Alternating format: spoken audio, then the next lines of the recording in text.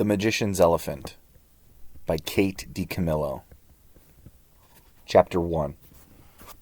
At the end of the century before last, in Market Square in the city of Baltese, there stood a boy with a hat on his head and a coin in his hand. The boy's name was Peter Augustus Duchenne, and the coin that he held did not belong to him, but was instead the property of his guardian, an old soldier named Vilna Lutz, who had sent the boy to the market for fish and bread. That day in the market square, in the midst of the entirely unremarkable and absolutely ordinary stalls of the fishmongers and the cloth merchants and bakers and silversmiths, there had appeared, without warning or fanfare, the red tent of a fortune-teller. Attached to the fortune-teller's tent was a piece of paper, and penned upon the paper in a cramped but unapologetic hand were these words: "The most profound and difficult questions that could possibly be posed by the human mind or heart will be answered within for the price of 1 floret." Peter read the small sign once, and then again. The audacity of the words, their dizzying promise, made it difficult, suddenly, for him to breathe. He looked down at the coin, the single floret in his hand. "But I cannot do it," he said to himself. "Truly I cannot, for if I do, Vilna Lutz will ask where the money has gone, and I will have to lie, and it is a very dishonorable thing to lie." He put the coin in his pocket. He took the soldier's hat off his head, and then put it back on. He stepped away from the sign and came back to it and stood considering again the outrageous, wonderful words. "But I must know," he said at last. He took the floret from his pocket. "I want to know the truth, and so I will do it, but I will not lie about it, and in that way I will remain at least partly honorable." With these words, Peter stepped into the tent and handed the fortune-teller the coin. And she, without even looking at him, said, "1 floret will buy you 1 answer, and only 1. Do you understand?" "Yes," said Peter. He stood in the small patch of light, making its sullen way through the open flap of the tent. He let the fortune-teller take his hand. She examined it closely, moved her eyes back and forth, as if there was a whole host of very small words inscribed there, an entire book about Peter Augustus Duchenne composed atop his palm. "Huh," she said at last. She dropped his hand and squinted up at his face. "But of course, you are just a boy." "I'm 10 years old," said Peter. He took the hat from his head and stood as straight and tall as he was able. "And I'm training to become a soldier, brave and true. But it does not matter how old I am. You took the floret, so now you must give me my answer." "A soldier, brave and true," said the fortune-teller. She laughed and spat on the ground. "Very well, soldier, brave and true. If you say it is so, then it is so. Ask me your question." Peter felt a small stab of fear. What if, after all this time, he could not bear the truth? What if he did not really want to know? "Speak," said the fortune-teller. "Ask." "My parents," said Peter. "That is your question?" said the fortune-teller. "They are dead." Peter's hands trembled. "That is not my question," he said. "I know that already. You must tell me something that I do not know. You must tell me of another. You must tell me—" The fortune-teller narrowed her eyes. "Ah," she said. "Her? Your sister? That is your question? Very well. She lives." Peter's heart seized upon the words, "She lives. She lives." "No, please," said Peter. He closed his eyes. He concentrated. "If she lives, then I must find her. So my question is, how do I make my way there, to where she is?" He kept his eyes closed. He waited. "The elephant," said the fortune-teller. "What?" Peter said. He opened his eyes, certain that he misunderstood. "You must follow the elephant," said the fortune-teller. "She will lead you there." Peter's heart, which had risen up high inside him, now sank slowly back to its normal resting place. He put his hat on his head. "You are having fun with me," he said. "There are no elephants here."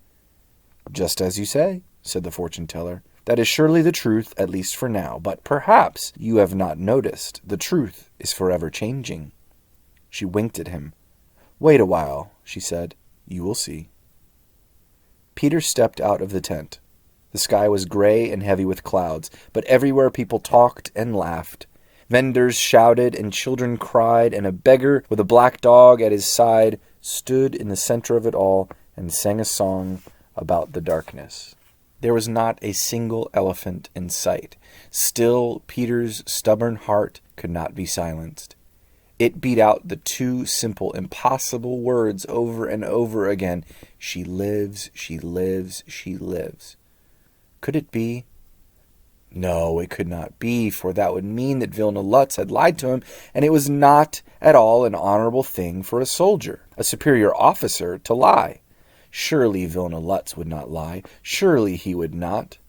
Would he? "It is winter," sang the beggar. "It is dark and cold, and things are not what they seem, and the truth is forever changing." "I do not know what the truth is," said Peter, "but I do know that I must confess. I must tell Vilna Lutz what I have done." He squared his shoulders, adjusted his hat, and began the long walk back to the apartment's polonaise. As he walked, the winter afternoon turned to dusk, and the gray light gave way to gloom, and Peter thought, "The fortune-teller is lying. No, Vilna Lutz is lying. No, it is the fortune-teller who lies. No, no, no, it is Vilna Lutz." On and on like that the whole way back. And when he came to the apartment's polonaise, he climbed the stairs to the attic apartment very slowly, putting one foot carefully in front of the other, thinking with each step, "He lies. She lies. He lies. She lies." The old soldier was waiting for him, sitting in the chair at the window, a single candle lit, and papers of the battle plans in his lap, his shadow cast large on the wall behind him. "You are late, Private Duchesne," said Vilna Lutz, "and you are empty-handed." "Sir," said Peter. He took off his hat. "I have no fish and no bread. I gave the money to a fortune-teller." "A fortune-teller," said Vilna Lutz. "A fortune-teller!" He tapped his left foot, the one made of wood, against the floorboard. "A fortune-teller! You must explain yourself." Peter said nothing. Tap, tap, tap, went Vilna Lutz's wooden foot. Tap, tap, tap. "I am waiting," he said. "Private Duchesne, I am waiting for you to explain." "It is only that I have doubts, sir," said Peter, "and I know that I should not have doubts." "Doubts? Doubts? Explain yourself." "Sir, I cannot explain myself. I have been trying the whole way here. There is no explanation that will suffice." "Very well, then," said Vilna Lutz. "You will allow me to explain for you. You have spent money that did not belong to you. You have spent it in a foolish way. You have acted dishonorably. You will be punished. You will retire without your evening rations."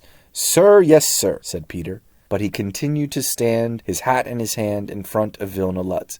"Is there something else you wish to say?" "No, yes. Which is it, please? No or yes?" "Sir, have you yourself ever told a lie?" said Peter. "I?" "Yes," said Peter. "You, sir." Vilna Lutz sat up straighter in his chair. He raised his hand and stroked his beard, tracing the line of it, making certain that the hairs were arranged just so, that they came together in a fine military point. At last he said, "You who spend money that is not yours, you who spend the money of others like a fool, you will speak to me of who lies?" "I am sorry, sir," said Peter. "I am quite certain that you are," said Vilna Lutz. "You are also dismissed." He picked up his battle plans. He held them up to the light of the candle and muttered to himself, "So, and it must be so, and then so." Later that night, when the candle was quenched and the room was in darkness, and the old soldier was snoring in his bed, Peter Augustus Duchesne lay on his pallet on the floor and looked up at the ceiling and thought, "He lies, she lies. He lies, she lies. Someone lies, but I do not know who. If she lies with her ridiculous talk of elephants, then I am, as Vilna Lutz said, a fool who believes that an elephant will appear and lead me to a sister who is dead." But if he lies, then my sister is alive. His heart thumped. If he lies, then Adele lives. I hope that he lies, said Peter aloud to the darkness, and his heart, startled at such treachery, astonished at the voicing aloud of such an unsoldierly sentiment, thumped again, much harder this time. Not far from the apartment's polonaise, across the rooftops and through the darkness of the winter night, stood the Bliffendorf Opera House, and that evening upon its stage a magician of advanced years and failing reputation performed the most astonishing magic of his career. He intended to conjure a bouquet of lilies, but instead, the magician brought forth an elephant. The elephant came crashing through the ceiling of the opera house amid a shower of plaster dust and roofing tiles, and landed on the lap of a noble woman, a certain Madame Bettine Levant, to whom the magician had intended to present the bouquet. Madame Levant's legs were crushed. She was therefore confined to a wheelchair, and given to exclaiming often and in a voice of wonder, in the midst of some conversation that had nothing at all to do with elephants nor roofs, "But perhaps you do not understand. I was crippled by an elephant that came through the roof." As for the magician, he was immediately, at the behest of Madame Levant, imprisoned. The elephant was imprisoned too. She was locked in the horse's stable. A chain was wrapped around her left ankle. The chain was attached to an iron rod planted firmly in the earth. At first the elephant felt one thing, and one thing only: dizzy. If she turned her head too quickly to the right or to the left, she was aware of the world spinning in a truly alarming manner. So she did not turn her head. She closed her eyes and kept them closed. There was, all about her, a giant hubbub and roar. The elephant ignored it. She wanted nothing more than for the world to hold itself still.